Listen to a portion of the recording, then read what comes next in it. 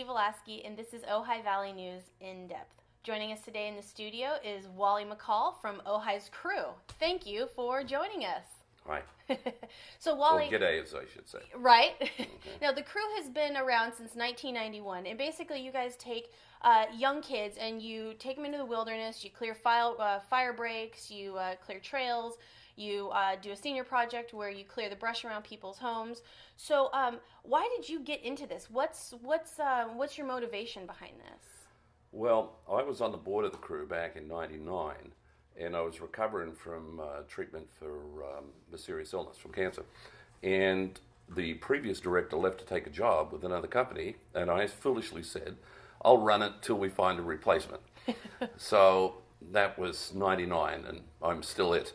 Now, at the time, I was a consultant in the healthcare industry, and I had just finished working in Montana for 3 years on a contract developing a mental health system for several of the Native American tribes. I'm a medical anthropologist by training, and I'd run drug and alcohol treatment centers, and there I was working in Montana with some serious reservation problems and trying to build a mental health system. And I realized that I had missed working at that level. I'd been a corporate executive in the healthcare industry for 16 years, and then there I was in the crew, and I thought, this is really amazing. I can have an impact here. And seriously, it was like all these ideas that have been fermenting in my head for years, all of a sudden came to fruition. And so I said, all right, I'll run it. But firstly, we're going to run it like a business. Okay, just because it's non-profit doesn't mean that it has to be run inefficiently. And the kids actually get paid. Yeah, and secondly, let's capitalize upon the fact that we can do serious positive reinforcement here. Now, I'm a great believer in a 12-step dictum. You know, remember I ran drug treatment programs for several years, and one of the dictums in one of the 12-step programs was, you don't think your way into good behavior, you act your way into good thinking. And the crew was precisely that. Now, my wife was an elementary school teacher, a career teacher, and a good one. And she's a great believer in positive reinforcement. So I thought, here's the opportunity to use positive reinforcement and have a program of action. Now, I had seen, am I going on too much on this? Or so? Hey, look, well, this is really important. People need to understand that this is an important place for kids ages 14 to 21 to really work hard and get dirty. Yeah. And to essentially find themselves. Well, that's how it works. See, I had run drug and alcohol treatment programs for adults and kids. I didn't see any that worked for kids except for an Outward Down program I saw in New Hampshire and another sort of outdoor program in Colorado. And I thought, what do kids need? They need something that's physical, okay?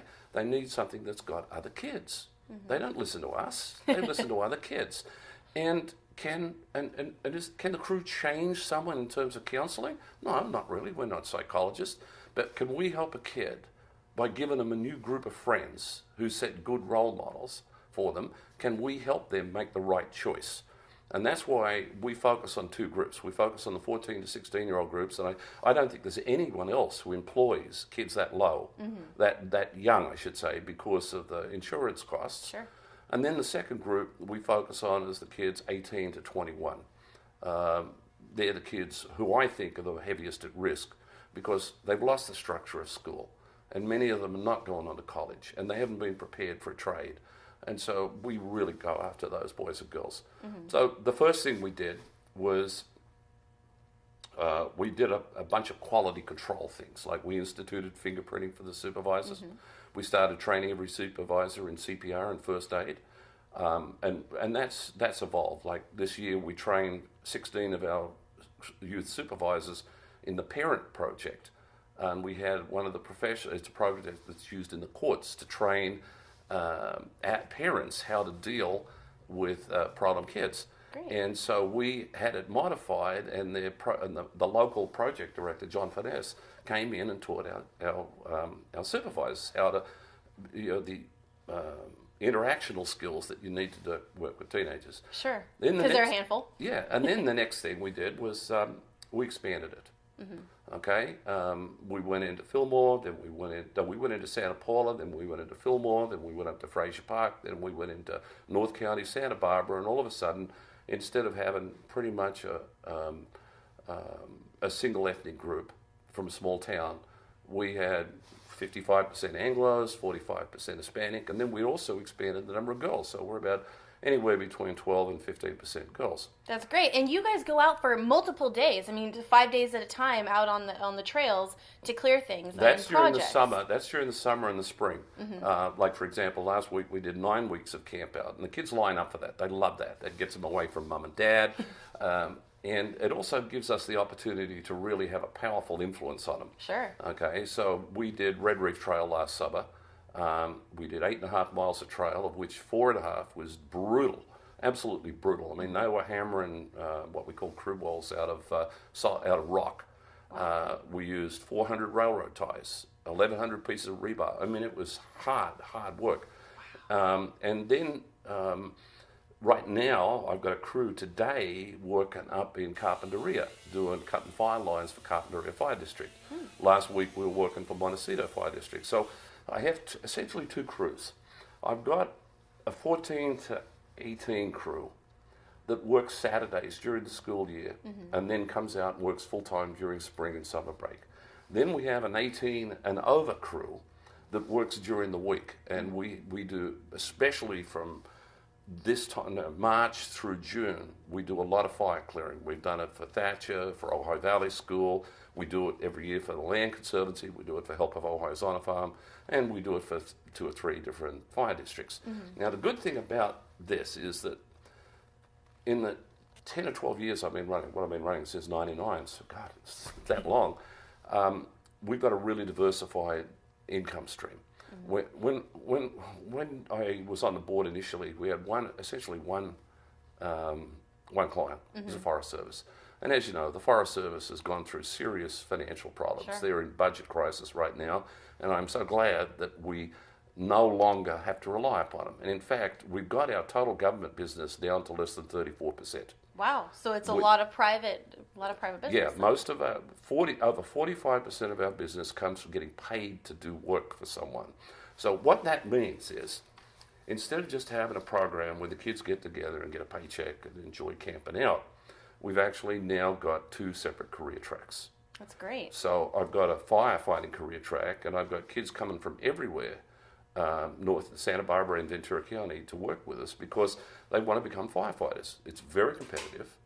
And so I probably place anywhere between 4 and 6 kids a year as firefighters now, or in fire academy.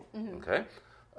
In fact, a lot of the young supervisors are people like some of the ones you've seen are training to become firefighters, and they want this on their resume. They want to be able to say, I ran crews, I can work with a crew, I know how to handle firefighting tools. So it's really a prestigious thing to have that on your resume. Well, yeah, especially from us, because ours is a work program. It's not a classroom program.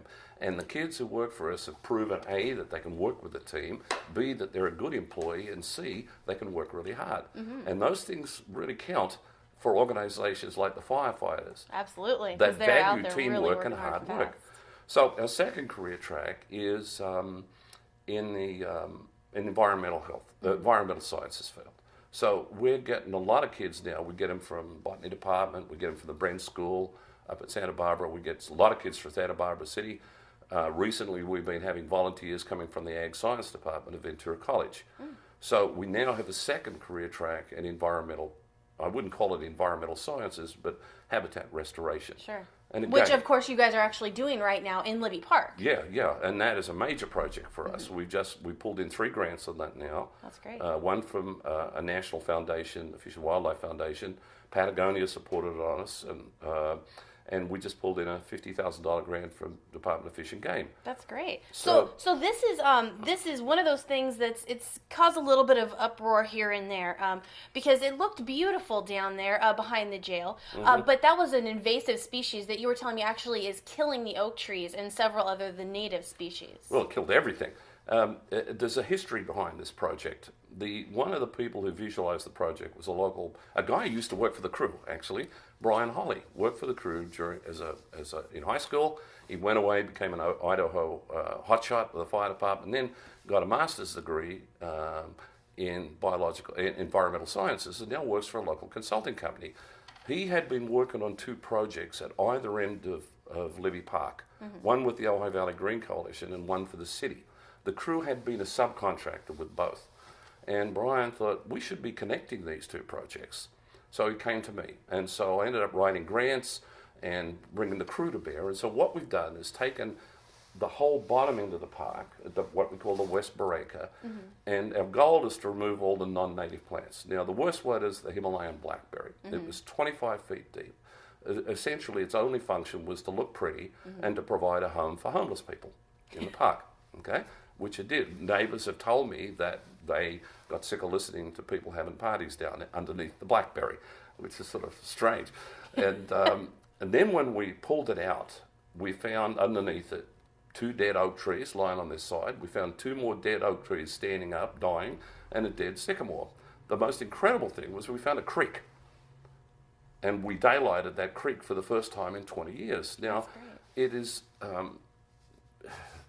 what we're trying to do is, and we'll start it this Thursday. Right now we're doing the removal part, and we've removed a lot of what's called vinca, periwinkle. We're removing the blackberry, of course. We're removing a lot of olive trees planted there. There were 10 that we took out, and we took out some cherry trees as well. So this Saturday we start the revegetation. Oh, this is the exciting part. The Green Coalition is bringing in 15, 20 adult volunteers. We've got a crew of 15. They'll be working, 15 kids, and they'll be working side by side, and we start planting willow cuttings. We've got oak trees to plant, and so the planting starts this Saturday. This is a long project. It's going to take a full year. So the interesting thing about it is that creek is flowing now. We're speculating that at some time there may have been a landfill in there, because the creek, you can see it coming out from underneath, behind the bowl, comes through a culvert, and then it disappears. When we took out the blackberry, we found the creek coming out again about 300 yards down this little dale. Huh. And so we think that the creek went underground and got covered up. And that creek is, this is a salmon creek. There are recorded history of salmon in this area. So it's a long project. It's hard work. I mean, the first 3 Saturdays, we have 1 2-ton truck that we're renting. We took out 12 2-ton truckloads of non-native plants. That's a few. Yeah, huge. And that really needed really well-disciplined crews, okay, because it was back-breaking work. I bet. And we brought a lot of our trainee firefighters in on that, okay? Then the next step is the replanting, and so that's when we can be not casual, but we can be a little more relaxed about it. So that one starts. We're doing another big habitat restoration project on Creek Road starting in May as part of a ranch mitigation program. That's a big project. That'll be mainly arundo removal. Great. We'll be doing revegetation for the Ojai Valley Land Conservancy later in the year, and they have already trained all of our supervisors and a lot of our kids on revegetation techniques. I'm actually writing grants now with the Ventura Hillside Coalition to do non-native plant removal in a 17-acre section of the Ventura River, the other side of Foster Park. So fingers crossed. That's a huge project, actually. Absolutely. Yeah. So you guys have tons of stuff going on. Of course, for more information, where can people visit or give a call to? Well, they can look at thecrew.org, which is our website, but unfortunately it's not real up to date. They can call us at 649-8847, or they can call me at 746-3593. It seems like we're getting a lot of press lately. That's a good thing. It's good. Get a little more right now. We've got work booked up. We must have $260,000 worth of projects already confirmed. Oh, that's great. Yeah. Well, then we'll have to have you on again soon, and we'll talk more about it. We finished already? I know, time flies when you're having fun, right? Okay. Thank you so much for being here. I'm sure we'll have you back soon. I'm Misty Velasky. This is Wally McCall. This has been Ojai Valley News in Depth.